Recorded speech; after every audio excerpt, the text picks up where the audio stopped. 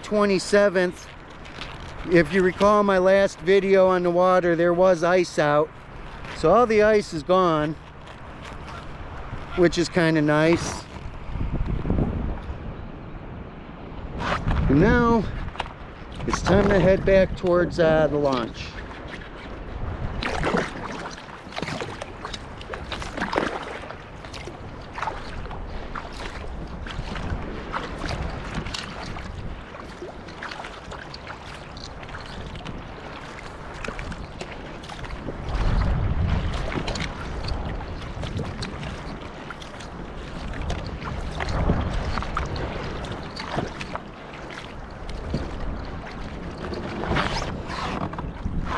Like I said, today's more of a relaxing, enjoy the time thing more than a long distance travel. I'm wearing a lot of stuff, and it is pretty warm temperature wise with the air, but because of the water temperature I have to wear a lot of shit, and it gets hot, so I'm relaxing more.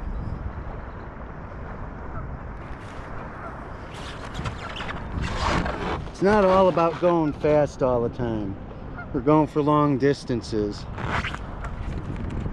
Like I was saying and explaining in the footage I lost,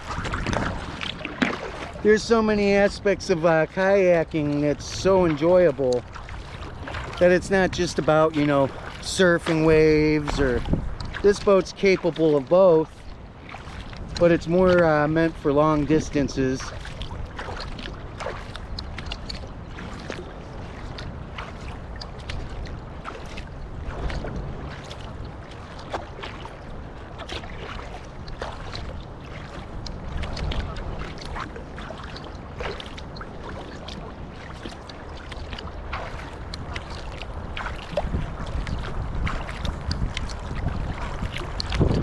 There's definitely some beautiful houses along this shoreline.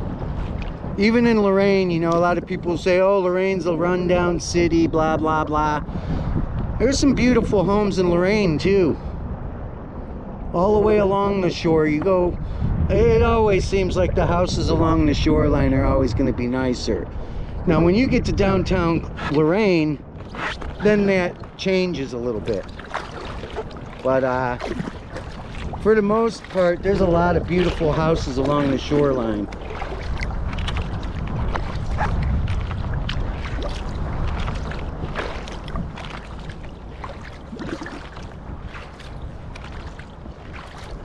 Now, I'm sure there's lots of people who their hobby is they go out and they drive around and look at the different homes in the nice neighborhoods or along the lake shore. Just imagine the views you can get from the lake.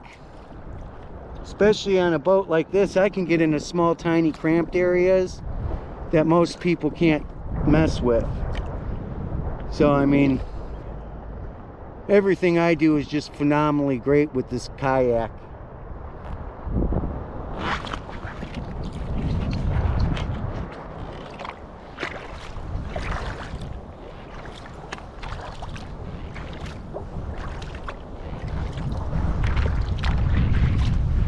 As far as safety gear, I told you what I'm wearing. I have 7mm of wetsuit material on. It comes in 2 parts.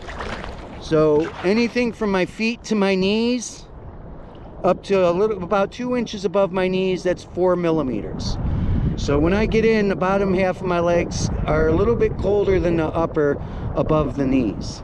Now from about 2 inches above my knees all the way up to my shoulders, I have that 4mm from the original Farmer John, but I also took another Farmer John that I had that was 3mm, and I cut the legs down, and then I cut it in half so that I could wear it as like a girdle.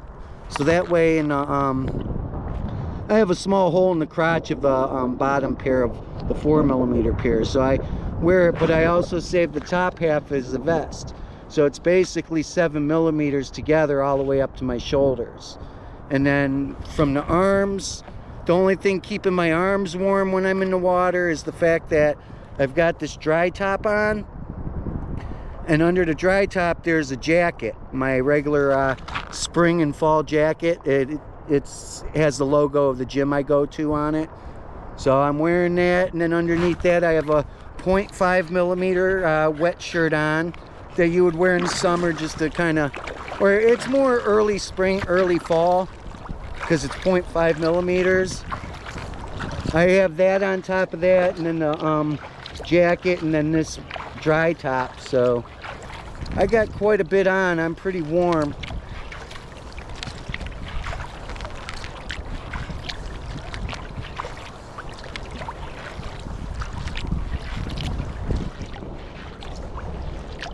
I can definitely tell you I'm the only kayaker out here enjoying this and having a good time, enjoying what Mother Nature has to offer us. It's just one of those activities that I find, you know, a lot of people don't understand why I enjoy being alone so much. It's not necessarily that I need to recharge, because I don't really involve myself in the big crowds in the first place. But I just love being by myself, and out here it's so peaceful. I mean, how could you complain? You know, I understand people like to have some company once in a while. Me, I'm indifferent. If people are around, as long as they're not being too loud, I'm fine. You know, but I do like being alone a lot, and man, this just allows you to be at peace. There's no way when you're out here enjoying the waters, your stresses can't bother you. They just like kind of disappear. And it's amazing.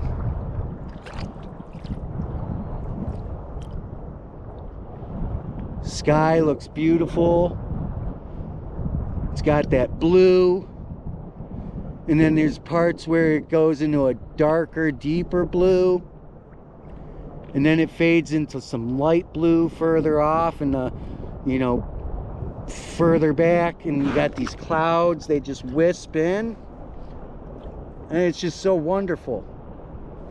I see the everybody always refers to them as chemtrails, but that's because they don't understand the atmosphere and how damn cold it is up there. That's not chemicals, that's from the exhaust of the jets and stuff crystallizing, because it's absolutely freezing cold up there.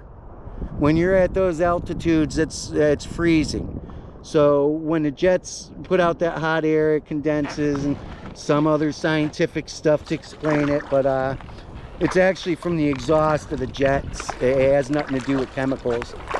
But there's a jet flying over, and he's putting that nice straight line. It looks like just a line of clouds, like a thin pencil line. But it's just so amazing out here.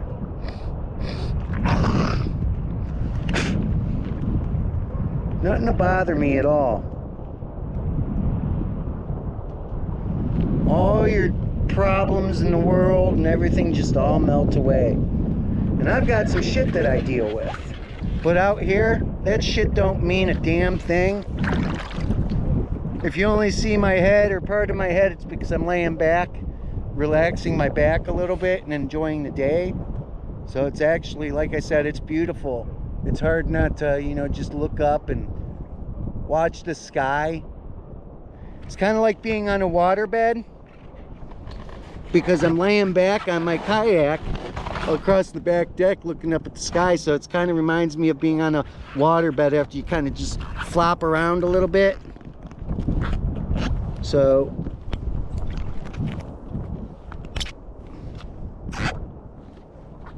but it's absolutely awesome out here,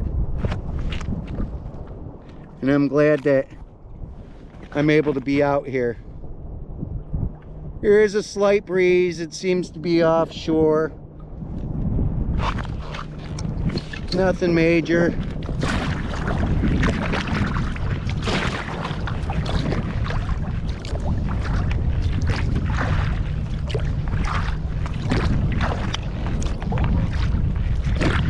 Yeah, I still think the city guys, the fire department, the police and all them, I still think they are getting a little used to the fact that I come out here and this stuff.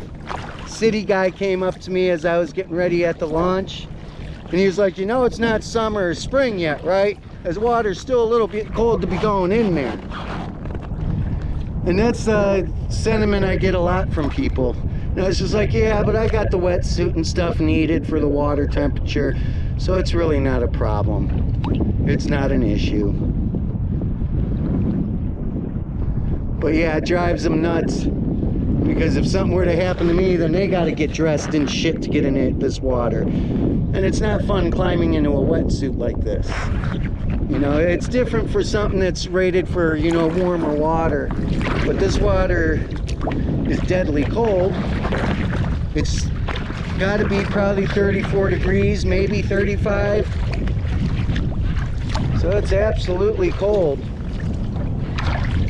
When I first got in, when I was launching, a guy was talking to me who lives in my building. He walked over and was watching me. So he asked me what it's like being in this cold. He's like, God bless you, man. I was like, well, take your balls and put them inside an ice cube tray right before the water and the cube receptacle parts start to freeze over, and just set each testicle in one little cube. And what you feel on your balls is what I'm feeling. So he understood pretty quick. I don't know how else to explain how cold this water is when I first climb into it. It takes a good couple minutes for this wetsuit to do its job and warm me and get me warm. So it's not like when you wear a wetsuit, you don't just climb into the water and you're warm. When I climb into this water, I'm feeling 30, whatever temperature the water is, I'm feeling that for at least a few minutes. But it does pick up and warm up quick enough to where it's not a problem. Usually you can hear it, like if you go back to the